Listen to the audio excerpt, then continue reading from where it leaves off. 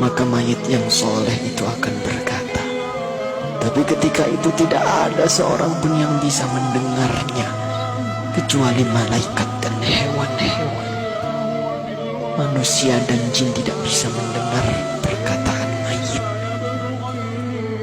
Rasul memberitahu kepada kita, mayit yang soleh itu akan berkata, Asri'ni ila baiti, ya Allah, percepat aku ya Allah, percepat aku ke rumahku ya Allah.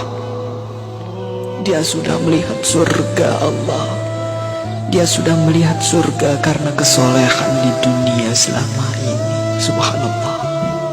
Tapi sebaliknya, ketika mayit itu mayit yang banyak maksiat, mayit yang selama di dunia suka mengumbar aurat, pembunuh, perusak, penipu, koruptor, ya Allah,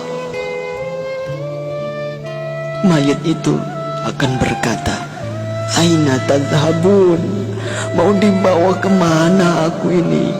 Berhenti, berhenti. Tapi tidak ada yang mendengarnya. Ibunya tidak bisa mendengarnya, ayahnya tidak bisa menolongnya, teman-temannya tidak bisa berbuat apa-apa. Dan terus ia dibawa ke dalam kuburnya. Subhanallah. Saudara, semua kita akan masuk ke dalam galian lubang tanah 2 meter. Ketika itu kita masih bisa melihat untuk yang terakhir, siapa yang mengubur kita, siapa yang menutupi tubuh kita dengan tanah. Mungkin keluarga kita, mungkin tetangga-tetangga kita, atau sahabat-sahabat kita. Tapi begitu selesai kita dikubur, orang-orang yang kita cintai, orang-orang yang dulu selalu bersama kita, orang-orang yang dulu selalu menemani kita, semuanya pulang. Semuanya pulang meninggalkan kita sendirian di kubur. Maka kita merasakan kesedihan, takut, gelisah. Tapi kita tidak bisa pulang mengikuti mereka. Kita hanya bisa mendengar langkah kaki mereka saat semua orang pulang meninggalkan kita sendirian di kubur. Astagfirullah. Di dalam kubur, darah, daging, tulang, belulang hancur. Sempit, gelap, rumah ular, rumah tanpa alas, rumah kesendirian. Tempat kita akan ditanyai perbuatan kita selama hidup di dunia. Itulah kubur.